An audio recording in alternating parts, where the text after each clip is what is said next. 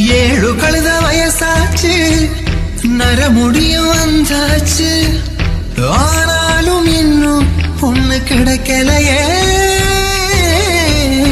பையனை பத்தி கேட்கும் போது வீட்டருகில் பொம்பளங்க கண்டதையெல்லாம் சொல்லி கல்யாணம் தடுக்கிறாங்க.